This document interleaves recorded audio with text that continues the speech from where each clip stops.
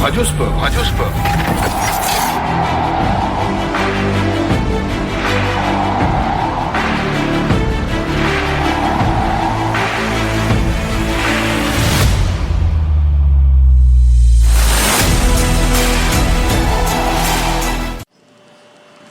Good morning, bonjour à tous, un réveil, mais le plus beau des réveils, 19e médaille d'or à l'instant de triathlon.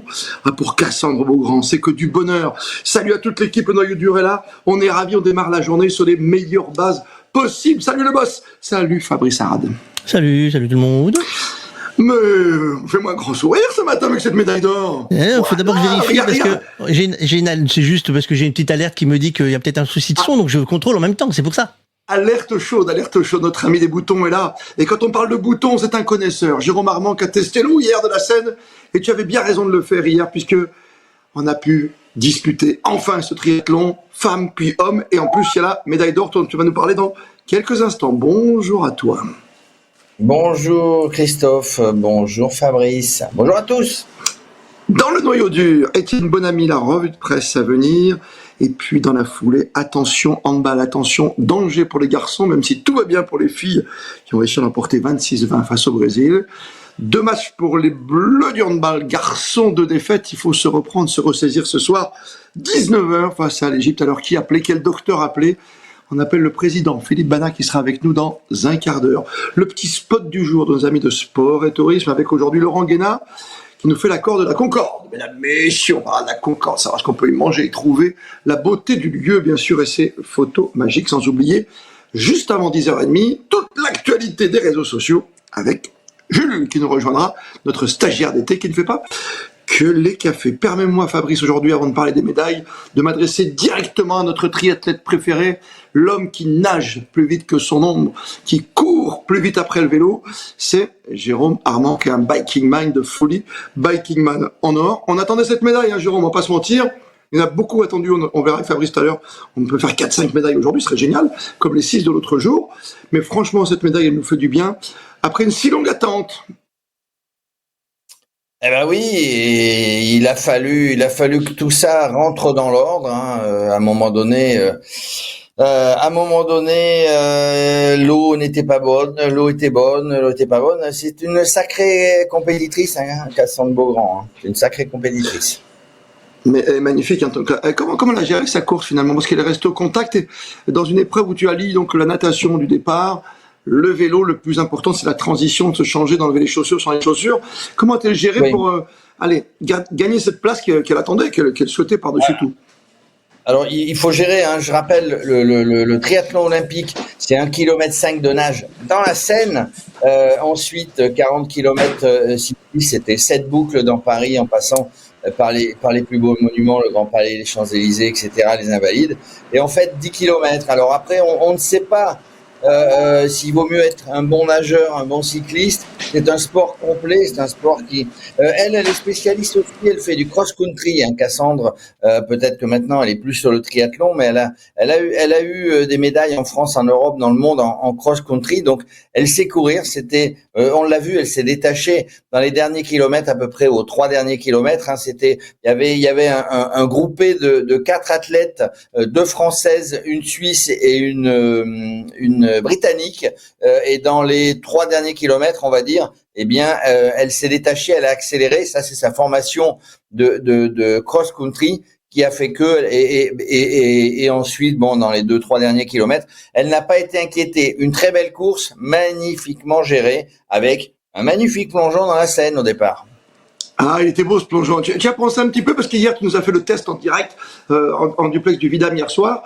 Tu as goûté l'eau de la Seine. Comment te sens-tu ce matin? Bah écoute, je suis bien. J'ai bien dormi. Tu es bien? Mais j'avais fait un pari. T'as pas vomi? Non, j'ai pas vomi, tout va bien. J'avais fait un pari en goûtant l'eau de la Seine et j'avais dit demain, les triathlètes pourront s'élancer. Ça a été le cas des femmes à 8h et ça sera le cas des hommes à 10h45, donc bientôt. Avec des chances de médaille, avec notre copain qui est venu au micro il n'y a pas longtemps, le petit Coninx qu'il va falloir suivre même s'il est blessé à un poignet. Magnifique. Ton défi du jour, mon cher Jérôme Armand, qu'est-ce qu'on peut lui faire faire, Fabrice? Parce que là, il a quand même fait des choses extraordinaires. Faut qu'il aille voir la flamme un jour. Ça serait pas mal. Ou alors, essaie d'aller voir une épreuve comme Roland Garros. T'as vu que on est pas mal, par exemple, tu es un peu Guillaume Tell, toi. Il y a la maison de Suisse qui est juste à côté du tir à l'arc. Tu peux aller faire, au pire, tu fais un tour à la maison suisse. Écoute, ce que je vais faire, je vais acheter une pomme, je vais me la mettre sur la tête et je vais me présenter à la maison suisse en demandant à voir Guillaume Tell. Ah, ça serait très bon, ça serait fantastique. Après, tu sais, on était au rugby l'autre jour, tu parles de Guillaume Tell et de sa pomme, bien sûr. Nous, Français, c'est la baguette de pain. J'avais posté une petite photo l'autre jour pour montrer que nous, avec le béret, on attachait notre baguette. Alors, la pomme, c'est plus délicat, faut bien la coller. Merveilleux, merveilleux. Triathlon, pour l'instant, l'or olympique, ça nous fait 19 médailles. On va peut-être déjà commencer à faire les comptes. De bon matin, dépôt miné, Fabrice Arad, parce que là, il nous a porté bonheur. Hein. Notre spécialiste piscine et scène, Jérôme Armand, aujourd'hui, cette première médaille d'or olympique en triathlon pour Cassandre Beaugrand. On attend les garçons, tu l'as dit, 10h45. Fabrice, le retour, les médailles du jour. On a regardé ensemble en préparant l'émission, c'est feu d'artifice aujourd'hui. L'autre jour, on en a fait 6. On peut partir sur les mêmes bases. Hein. Normalement, oui. Sans être trop prétentieux, tu vois. Oui, sans être prétentieux, parce qu'il y en a un, on est à peu près sûr. Alors c'est toujours pareil dans le sport, hein, qu'à un moment donné, on n'est pas toujours sûr de tout. Il faut les compter à un moment donné sur la première phrase en 20 secondes. Il y en a eu 2 déjà. C'est ça. À un moment donné. Grande des jugadors, hein. Non, ce qui peut vraiment être fait aujourd'hui, c'est Léon Marchand. Il est en finale du 200 papillon et en 200 brasse. Donc ça, on peut s'attendre. Alors c'est peut-être un grand mot, hein, parce qu'on espère peut-être beaucoup trop du jeune homme, mais sur le papier, en tout cas, on peut s'attendre à 2 médailles. Il y a du vélo, du BMX. Au BMX Park, c'est Anthony Jean-Jean qui est favori et qui pourrait forcément être lui aussi dans la breloque la plus brillante. Il a fait un run exceptionnel hier. Hein.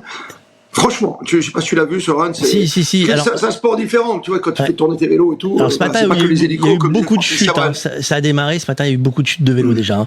Donc, faut se méfier. Et puis, donc là, on a déjà la médaille de Cassandre Beaugrand et on a, j'ai perdu la ligne du coup. 10h45, Darien Coninck, c'est ouais, non, j'ai compris. Voilà. Non, mais après, il y a les Fer-Lebrun qui reviennent sur la ligne en 8e de finale. Donc, on ne sait pas quel parcours qu'ils peuvent faire.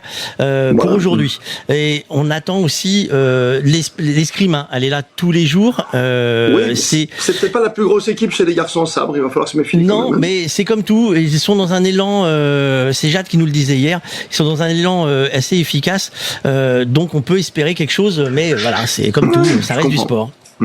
Je comprends. Dans la natation, on va en reparler dans la revue de presse, j'imagine, avec Léon qui est partout, hein, Léon Marchand, que j'ai eu la chance de voir hier. C'était juste assez fantastique ce qu'il a réalisé. On va voir s'il fait les 2 épreuves, tu as raison. Ça nous ferait donc 2 médailles, ça nous ferait déjà 3, plus le freestyle, ça nous fait 4, l'escrime peut-être 5. Et on n'oublie pas Maxime Grousset au 100 mètres nage libre, qui a fait 3e temps, donc qui peut très bien viser du bronze. On serait pas mal, on serait pas loin des 6. Et puis comme tu le dis, le judo nous ramène sur une petite médaille. Tu vois que ça sera peut-être le judo ou l'escrime aujourd'hui. On aura peut-être une absence quelque part. Ouais. C'est pas mal quand même, c'est pas mal. Après, il y a plein d'autres sports, et bien évidemment, à suivre aujourd'hui. Mais pour les chances de médailles, je pense que tu as fait déjà un bon tour, parce qu'il y a encore pas mal de matchs de qualification, notamment pour les filles du football qui joueront la Nouvelle-Zélande à 21h. Il y a le basket 3-3, il y a plein de choses. Hein. Le tir à l'arc, où va se rendre Jérôme Armand. T'es confiant ce matin, Fabrice? Tu penses que on en fait combien? Vas-y, donne-moi ton petit prono du jour. Moi je dirais 5. 5, d'accord. Alors, on n'oublie pas les autres épreuves du jour, on l'a dit, avec le canoë-kayak, l'aviron, le plongeon, le tennis avec Corentin Moutet. Et je vois que vous avez un œil sur le volley, c'est le beach volley, je regarde, ce sont les demoiselles qui jouent en ce moment. Voilà, j'ai bien reconnu. Et vous retrouvez tout le programme sur la page de l'émission. Vous avez tout le programme de la journée intégralement avec tous les quarts d'heure, tout ce qui se passe. Donc vous pouvez savoir ce que vous voulez regarder à la télévision, parce que c'est joli à la télévision. Et le soir, on débrief, 22h30, en duplex du Vidam. C'est rue de Cambrai, c'est derrière la porte de la Villette, derrière le Club France.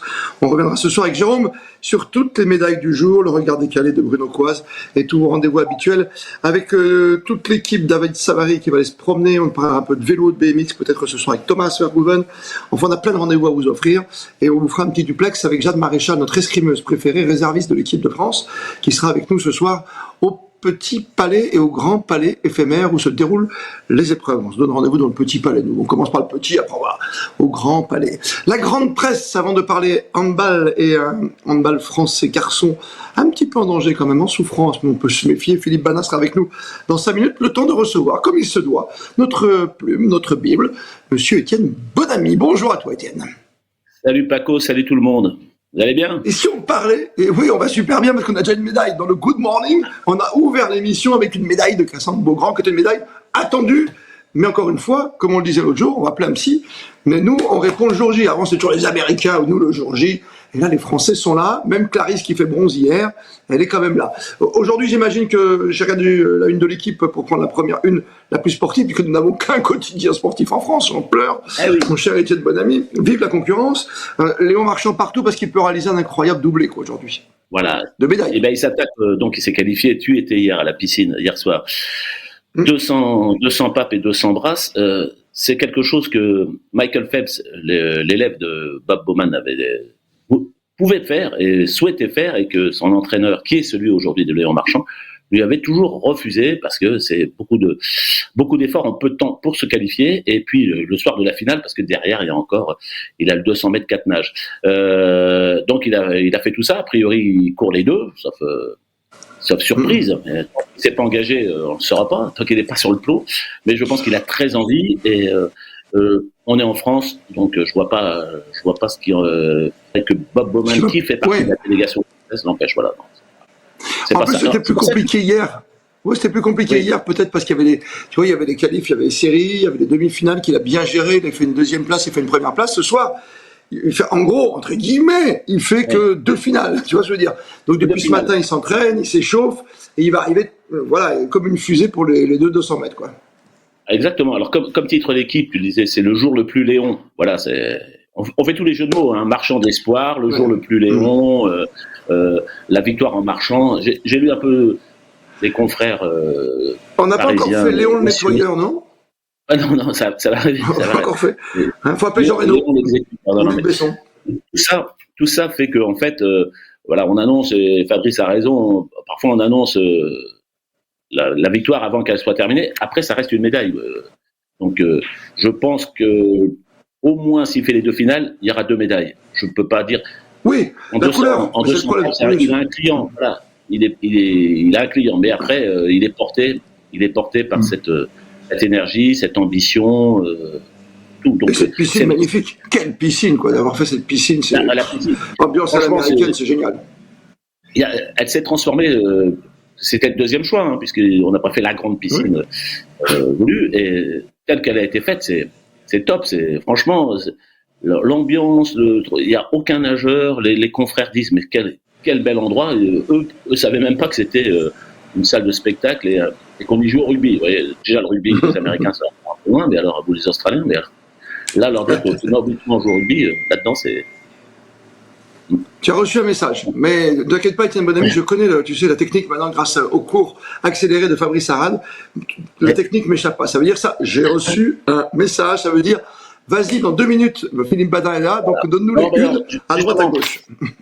Comme tout le monde, le Parisien sur la route d'un triplé, la Dépêche du Midi. J'insiste toujours sur la Dépêche du Midi parce que il est originaire de Toulouse. Pareil, les confrères du Sud-Ouest mettent en avant leur héros. Mais moi, j'ai vu le nombre de confrères qui ont demandé à s'accréditer pour cette finale ce soir. C'est incroyable. C'est incroyable. J'ai même des gens du comité d'organisation qui n'ont pas des accréditations. J'en ai eu ce matin au téléphone, ils me disent, t'as pas une place? C'est pas moi qui l'ai dans les places, hélas. Sinon, mais c'est normal. Voilà, ça peut être la star des jeux, façon Mark Spitz, tu vois, parce que tu as cité les 4 médailles individuelles, t'oublies pas qu'il y a une 5e au bout, peut-être par équipe. Bien sûr. Donc, s'il se part de médailles, s'il part avec 5 breloques autour du cou, tu vois, c'est la star. À l'âge qu'il a, je veux dire, et puis, on a besoin, c'est comme Dupont qui est médaillé le premier jour, médaillé d'or. Voilà, lui, il est annoncé pour ça, il est jeune, il gagne. Franchement, oui, tu as raison. Merci Dupont, merci Léon. Parce que Dupont, il te lance les jeux et Léon, il nous fait la semaine. Voilà, et même, tu as raison. C'est pour ça que dans les commentaires, par exemple, sur la médaille de bronze de Clarisse hier, en dehors d'une certaine frustration qu'elle a évoquée en conférence de presse, mais c'est pareil, c'est quand même une médaille. Et puis elle n'a pas dit qu'elle arrêtait. Oui, mais elle voulait l'or, Je elle suis veut faire d'accord son avec double toi. olympique, bien sûr. Avec Tu la toi. connais? On veut de l'or, mais c'est des médailles. Quand on regarde, c'est pour ça que même si ce soir il ne faisait que, vous vous rendez compte, une médaille d'argent, une médaille de bronze, c'est incroyable. Il va peut-être sortir des Jeux avec 4-5 médailles. Mais Il te reste évidemment, 1 minute, Étienne, tu as reçu une alerte sur ton téléphone, la deuxième, attention. exactement. À la troisième, tu sors, c'est comme au judo. Fabrice le disait tout à l'heure, et il y a un papier dans l'équipe là-dessus, c'est transporté par la foule, les frères Lebrun, cet après-midi, au Parc des Étoiles. En 8e de finale, ouais. En Versailles, voilà. Deux clients, Ovtcharov, le vieux, vous vous rendez compte, il a quasiment le double d'âge, il a 17 ans de plus que Félix. Voilà, donc c'est incroyable, c'est le double d'âge, et ça a été un ancien numéro 1, l'allemand et tout. Donc là aussi, franchement, dans toutes ces salles-là, il y a une ambiance. Voilà. Et ce table est un très bon soir. Non, mais le Lebrun, en plus, voilà, ça va faire l'histoire, quoi. Franchement, on en a de partout aujourd'hui. Ça peut, comme on dit, péter de partout. Eh ben, souhaitons-le. Alors, voilà. On est à 18, on est parti sur une base de 6 l'autre jour à dépasser. Si on en fait 5-6 aujourd'hui, on sera déjà content. Hein. On sera 24 ce soir. Et finalement, quand on en a 8, on dit on peut en avoir 10. Non, mais moi, j'étais déjà même 5, ça serait très tranquille. Beau. Mesdames, messieurs, voilà. Les 10h15, et comme prévu, le grand patron du handball, tu peux rester, Étienne, bien sûr, nous rejoint. C'est Philippe Bana. Bonjour Philippe, good morning. Salut Christophe, salut les amis. Ben, merci d'être avec nous. Tu es rassuré par tes belles demoiselles, quand même, qui nous ont encore fait le show 26-20 hier. Tu as quelques inquiétudes, mais tu vas nous rassurer sur l'équipe de France masculine. Pour l'instant, ça tient. Notre objectif, c'est 2 finales et 2 médailles d'or. Je te connais par cœur. Oui, on a une espèce de pression obligatoire. Tu sais, le handball, ça devrait être un sport qui se joue à 7 et où la France gagne à la fin. Malheureusement, ça ne se passe pas toujours comme ça. C'est complexe. Les Jeux Olympiques, c'est un long chemin. C'est un long chemin qui finit par une guillotine difficile pour les équipes qui sont les quarts de finale. Il y a différentes manières d'y rentrer. Il y a les garçons qui sont rentrés en travers. Il y a les filles qui sont rentrées avec de l'aura. Elles sont solaires, elles sont énergiques. Voilà, 2 manières d'entrer. L'important, c'est quelle manière de sortir. Quelle manière de sortir avec des joueuses qui sont revenues dans le groupe. Ça, c'est intéressant aussi pour cette solidité et cette solidarité chez les filles. Oui, on a essayé à la fois de faire reposer Atadou Sakho qui fait dans la cage des choses extraordinaires depuis le début, de remettre Cléopâtre Darleux dans le coup. Et puis hier, on a eu une Laura Glauser exceptionnelle qui a tout arrêté, donc qui a réglé presque à elle toute seule le sort du match. On revoit aussi grâce à Adi, on voit aussi la tonalité que donne cette espèce de collectif. C'est vraiment l'histoire que l'équipe, c'est plus que la somme des individualités. On ressent bien cette envie d'être ensemble, de partager, de se battre ensemble. C'est un collectif, l'équipe de France féminine. C'est vraiment des filles qui vont au maximum d'elles-mêmes à 120%. Ce ne sont pas forcément les meilleures du monde, mais collectivement, elles sont puissantes. Alors que côté masculin, on a des vrais cas, des figures, des vraies stars désormais. C'est plus compliqué le lien, parce qu'on est presque habitué au succès. Je parle de Karabatic ou autres. Oui, on sort d'un titre de champion olympique, on sort d'un titre de champion d'Europe il y a 6 mois. Tu sais, c'est l'histoire de comment je rentre dans les Jeux olympiques. Ce premier match, il te donne une tonalité. Et si tu l'attaques à l'envers psychologiquement, si tu te mets à douter, et il faut casser ce doute. Ce doute, il se casse dans un village olympique où tu discutes, tu t'engueules, tu te secoues, tu te dis des vérités. Et puis, il se casse aussi par un match révélation. Et ce soir, contre l'Égypte, c'est un vrai match révélation parce que Guillaume Gilles a choisi la poule la plus compliquée, la plus dure des deux dans ces Jeux olympiques. Tu n'as donc pas le droit à l'erreur. Et ce soir, c'est vraiment pas le droit à l'erreur. Donc, les champions olympiques sont devant leurs responsabilités.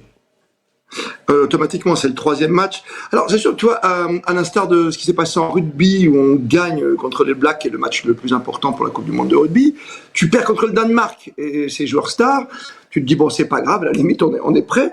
Mais derrière, tu as la Norvège, ça nous inquiète un minimum, parce qu'on vous connaît, vous êtes capable de tellement de renverser des montagnes, qu'on ne s'affole pas, tu vois, docteur Bana. Mais on se dit, il faut que le vaccin il soit inoculé, là, et contre l'Égypte, il faut passer les pharaons, hein. On pique, les gars, vous inquiétez pas, on va piquer. Le starter va démarrer. On a la capacité à s'engueuler, les anciens, Nicolas Karabatic et d'autres pousser une petite gueulante pour que tout se ressoude. Tu sais, pour être un habitué des villages olympiques, souvent les différences de trajectoire avec un tournoi qui se joue beaucoup en deuxième semaine, c'est une petite réunion avec des joueurs, c'est une petite engueulade, un mot du coach, une responsabilité. Là, tu as le groupe des gens de l'attaque, le groupe des gens de la défense, le groupe des anciens, tout ça, tous ces réseaux en place pour allumer la flamme. Mais tu parles beaucoup d'engueulade quand même, c'est beaucoup de cris. Je sais qu'il y a des joies, je ne vais pas employer les termes de mes confrères de la télévision qui énervent mon patron Fabrice. Oui, ils sont des larmes de joie. Oui. Tu vois, il y a beaucoup il y a beaucoup de cris entre vous. C'est quoi? C'est de la testostérone? Qu'est-ce qui se passe? Tu as besoin d'expulser tout ce que tu as à l'intérieur ou de montrer que tu es le patron? Comment tu juges ça? Au handball, comme dans beaucoup de sports d'ailleurs, tu as besoin d'être vrai. Tu as besoin d'un moment donné, quand tu n'es pas à 120%, et aux Jeux Olympiques, si tu n'es pas à 120%, tu es cuit.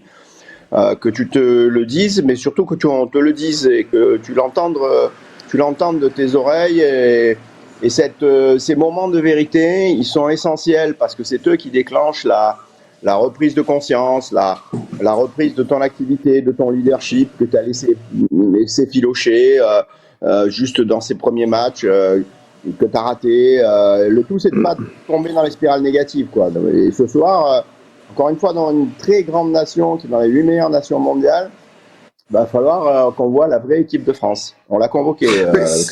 On l'a convoqué ce soir à 19h, on l'a dit. Vous venez, on va vivre ça sur Radio Sport. Dernière question, je t'avais demandé 5 minutes, tu m'accordes 5 minutes, Président, et je te remercie d'être fidèle au rendez-vous de Radio Sport. Non, mais c'est chouette, et tu vois, je te consacre les 5 minutes qu'il faut. Cette dynamique, on vient d'en parler avec Étienne Bonamy, avec Fabrice, avec Jérôme, toute l'équipe de Radio Sport, le fait que Dupont soit au rendez-vous, que Marchand peut-être va nous faire quelque chose d'extraordinaire, cette façon de réussir, même si Clarisse n'a pas fait son doublé, elle a quand même 2 médailles, Beaugrand qui gagne à l'instant.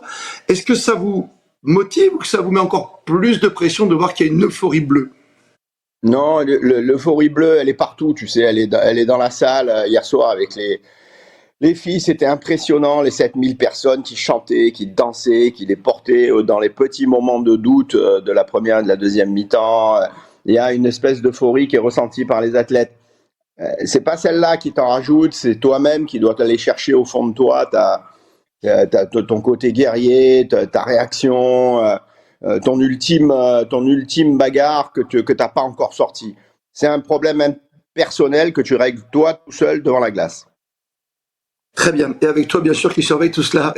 Et tu sais faire, Philippe Bana, depuis le temps, président de la Fédération de handball, qui a tout connu avec ces bleus magnifiques garçons et filles. Les filles, ça va bien. Les hommes, ce soir, c'est leur rendez-vous, c'est le D-Day dans ce Good Morning. 19h, France-Égypte, on va se régaler. À bientôt, Philippe. On se retrouve, bien sûr, quand tu le souhaites. Et dès qu'il se passe quelque chose avec ces bleus. Philippe Bana, merci encore d'avoir accepté l'invitation de Radio Sport. Ça nous fait rêver, Fabrice, à ces discours. T'as vu, on se s'engueule pas assez, finalement. On devrait faire comme les bleus. C'est le clan des anciens, le clan des attaquants, le clan des défenseurs, les grandes dérougadors. À un moment donné, comme dirait Jérôme Armand, voilà. Mais nous, on n'est pas comme ça. On est une famille, tu vois, ça se gère différemment. Dans la famille Radio Sport, il n'y a pas que la performance, la médaille d'or de Cassandre Gaudran. Il y a aussi des chemises étonnantes, pleines de médailles d'or, d'argent et de couleurs. Et Sport et Tourisme est avec nous, comme toujours, avec David Savary et Laurent Guénin. Et c'est Laurent qui s'y colle aujourd'hui. Salut Laurent. Ouais. Bonjour Christophe. Et là, tu n'es pas allé trop loin. T'es pas allé trop loin. Tu nous emmènes à la Concorde pour... Qu'est-ce que tu veux qu'on découvre à la Concorde qu'on ne connaît pas déjà? Bon. Déjà, j'espère que je ne vais pas casser l'ambiance en faisant un petit cours d'histoire. Mais si on veut comprendre la Concorde... Tu fais court parce que moi j'ai eu le bac, c'est bon. Moi, j'ai préféré un petit cours d'histoire, c'est très très court. Faut comprendre la Concorde. Elle a été créée en 1755 sous le règne de Louis XV pour y installer à l'époque une statue équestre du roi. On n'est jamais aussi bien servi que par soi-même. Cette place s'appelait donc la place Louis XV. Elle aura été le théâtre de nombreux événements marquants. Bon, évidemment, la décapitation de Louis XVI et celle de Marie-Antoinette, comme on nous l'a rappelé lors de la cérémonie d'ouverture d'ailleurs. À l'époque, on l'avait renommée Place de la Révolution. On a eu aussi plus récemment et plus gai la célébration de la victoire de l'équipe de football lors de la Coupe du Monde 98. Et maintenant, aujourd'hui, l'accueil de 4 épreuves lors des JO. Donc le BMX Freestyle, c'est cet après-midi, donc si j'ai bien écouté, avec une belle chance de médaille. Donc à 13h, on verra en majesté la place de la Concorde, le breaking, le skateboard et le basket 3-3. Juste une petite info encore historique, c'est après la période de la terreur, en signe d'apaisement et de réconciliation, qu'elle a été baptisée place de la Concorde. Elle a été renommée très brièvement place Louis XVI et retrouvée son nom en 1830. Alors, peut-être qu'on ne sait pas forcément toujours de la Concorde, c'est c'est la plus grande place de Paris, déjà. Et donc, évidemment, elle est servie par sa taille pour organiser tous ces événements. C'est une superficie quand même de près de 8 hectares. Hein. C'est énorme, c'est énorme. Quand il n'y a rien dessus, c'est impressionnant. Pour les obélisques que nous sommes parfois, c'est aussi un rond-point, un très grand rond-point, pas toujours facile à appréhender. Mais par rapport à celui qui est en haut, tu sais, à l'Arc de Triomphe, hein, on est tranquille. Hein. Oui. Tout. Alors évidemment, on va dire ça pour des provinciaux comme moi, elle est entourée par des sites et des symboles prestigieux, que sont l'avenue des Champs-Élysées, le jardin des Tuileries. Et si tu vas en direction de la Madeleine, tu vas trouver l'hôtel de Crillon, le très select Automobile Club de France. Et en faisant des recherches, j'ai appris qu'il était encore interdit aux femmes, mais je suis pas sûr de mon coup là, à vérifier. Oula, Pierre de Coubertin sort de ce corps. Non, c'est pas moi qui ai fait cette décision. Non, faut vérifier. Les femmes interdites. Ouh là là là. Et t'as aussi l'hôtel de la Marine qui a été récemment rénové, où tu vois, il y a de très belles expositions. Mais évidemment, ce qui fait sa notoriété dans le monde entier, c'est son obélisque. C'est son obélisque qui a été offert par l'Égypte à la France en 1831. Le but était de remercier Champollion, qui a été le premier à traduire les hiéroglyphes. Alors, cet obélisque, 22 mètres de hauteur, 227 tonnes. Entre le transport depuis l'Égypte et le chantier d'installation, il aura quand même fallu 5 ans pour mener à bien cette opération. C'est d'ailleurs pour ça qu'il a été jugé plus sage de laisser son jumeau à Luxor, qui avait été aussi offert à la France. Normalement, on devrait avoir 2 obélisques. Si tu me permets, Luxor, j'adore. Comme dirait mon ami Philippe Catherine, tout W, voilà. Luxor, j'adore, c'est sa chanson avec et je monte le son, et je coupe le son, et après il est tout nu à une cérémonie. Il te reste une petite minute, Laurent. Oui, tout ça pour dire on n'a pas fini de parler de cette place, parce qu'en ce moment, il y a beaucoup de débats sur ce qu'elle va devenir. Elle passe, à mon avis, et sans doute par sa piétonisation. En partie en tout cas. C'est le cas en ce moment, mais ça avait été aussi pendant la Coupe du Monde de rugby, et je crois que ça va être un beau succès. Et sans vouloir, moi je fais pas de polémique, je pense que c'est le sens de l'histoire.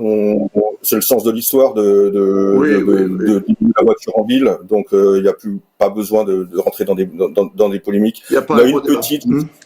Il y en a une petite sur les arbres. Est-ce qu'il faut planter ou pas des arbres? Est-ce que ça va casser le passé